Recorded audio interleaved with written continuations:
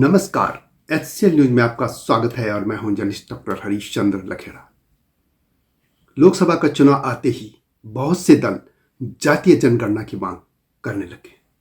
खासतौर पर कांग्रेस पार्टी, जो कि भारत की सबसे पुरानी पार्टी थी और जिसके प्रथम प्रधानमंत्री पंडित जवाहरलाल नेहरू ने जाति जनगणना को खारिज कर दिया था, लेकिन उनके चौथी पीढ़ी के वारिस राहुल गांधी इस पे बड़ी जोर शोर से इस मुद्दे को लेकर मैदान में है और जातीय जनगणना कराने की मांग कर।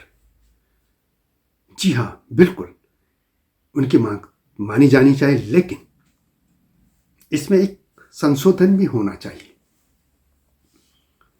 कि भारत में जो अपराध हो रहे हैं उस पर भी यह आकलन होना चाहिए कि आखिर अपराध में किस जाति का कितना योगदान है। राहुल गांधी कहते हैं कि इतने परसेंटेज फला पॉपुलेशन है और उसका प्रशासन में इतने योगदान है, लेकिन जो तमाम मैस इसमें हो सकता है कि सबसे ज़्यादा ब्राह्मण हो, क्षत्रिय हो, वैश्य हो या अपर कास्ट जो भी है वो अपराध कर रहे हो। ये चीज़ भी सामने आनी चाहिए कि आखिर कौन समाज, कौन सी जाति, कौन सा धर्म के लोग अपराध भारत में ज़्यादा कर रहे हैं।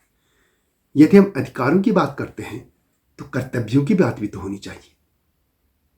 संविधान में हमारे अधिकार तो हैं, कर्तव्यों की बात भी की गई है, तो दोनों पक्ष देखे जाने चाहिए। तो जी हाँ, मैं इसी मुद्दे पर आपसे बात करूंगा, लेकिन तब तक आपसे अनुरोध है कि इस चैनल को सब्सक्राइब अवश्य कर दीजिए जिन्होंने अब तक नहीं किया है, यानी एचसीएल न्यूज। और हिमालयी लोग भी है मेरे चैनल हिमालयी सभ्यता और भारत की पूरे जो स्पेशल जो जीवन है उनका, उस पर देखिएगा उनको। ये बात अचानक इसलिए आई कि बोलना चाहिए, बहुत दिनों से था मन में। कई मेरी इस पे फेसबुक पर भी पोस्ट है।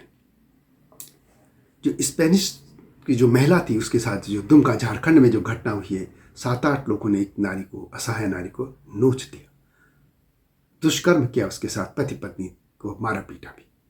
आखिर ये कौन लोग हैं जो इस तरह का अपराध कर रहे हैं? यही लोग, जब ये परिवार शायद 55-56 देशों से घूम के आया था भारत में, कश्मीर गया, उत्तराखंड गया, हिमाचल भी गया, राजस्थान होके, उत्तर प्रदेश होके गया, फिर वो बंगाल से होते हुए बांग्लादेश गया, फिर वापस भारत की सीमा में आ गया था और फिर दुमका में झारखंड हुआ। लेकिन अद्भुत बात देखिए कि बड़े बड़े यूट्यूबर और इसमें सब खामोश बैठ गए। लेकिन मेरा ये कहना है कि आखिर ये कौन से लोग हैं जो इस तरह की घटनाएं कर रहे हैं।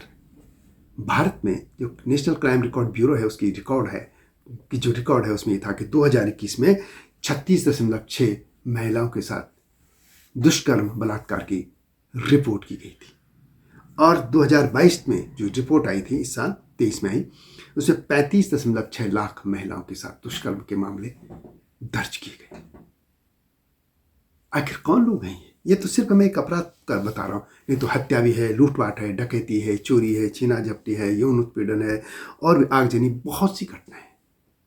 क्राइम जिस तरीके जितने हो सकते हैं उस तरीके के बहुत से क्राइम हो रहे हैं। और इस तरह किस तरह के क्राइम है, कितने हैं, बच्चों को बेचा जा रहा, यौन शोषण हो रहा, बहुत क्राइम है।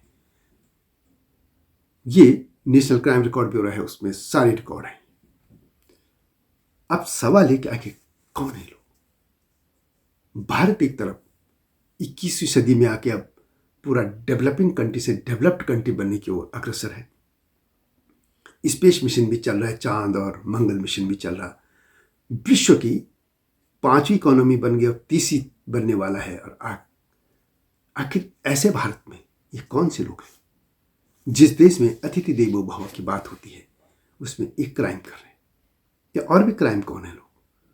देश की राजधानी की हम बात करें तो यहाँ रोज न रोज कुछ ना कुछ बड़ा क्राइम होता है। रात को आप अकेले निकल नहीं सकते, सड़कों में आपको क्या कर दें कुछ भरोसा नहीं है।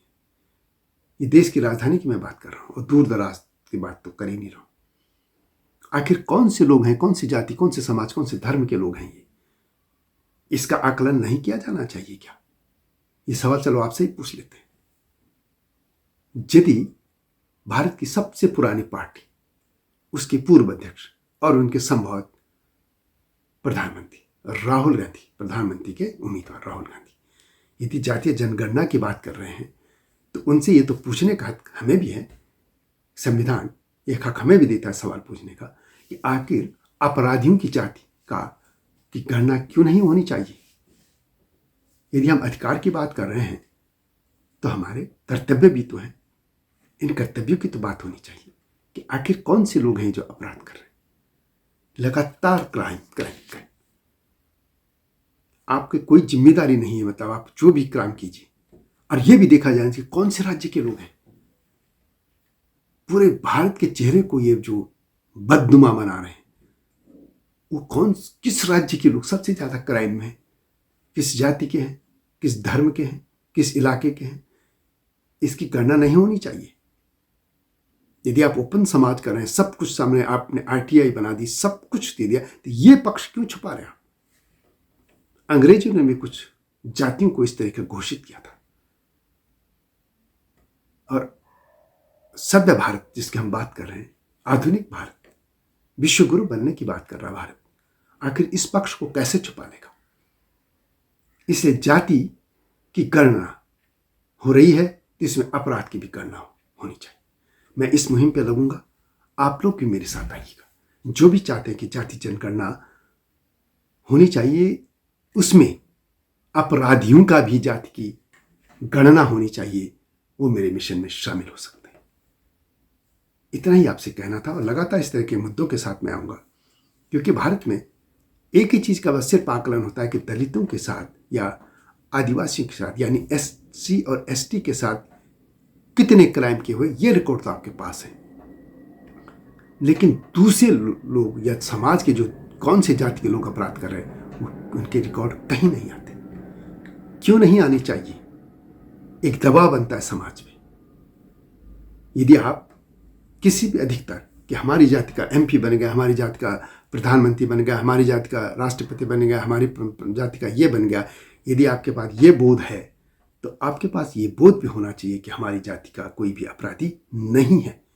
ये सामाजिक दबाव बनता है, और ये सामाजिक दबाव तभी बनेंगे जब ये चीजें उजागर होंगी। यदि आप हर चीज में जाति, वैसे तो भारतीय संविधान में जाति विहीन समाज की परिकल्पना की गई थी, लेकिन उसके बाद भारत जातियों में विखंडित होता गया।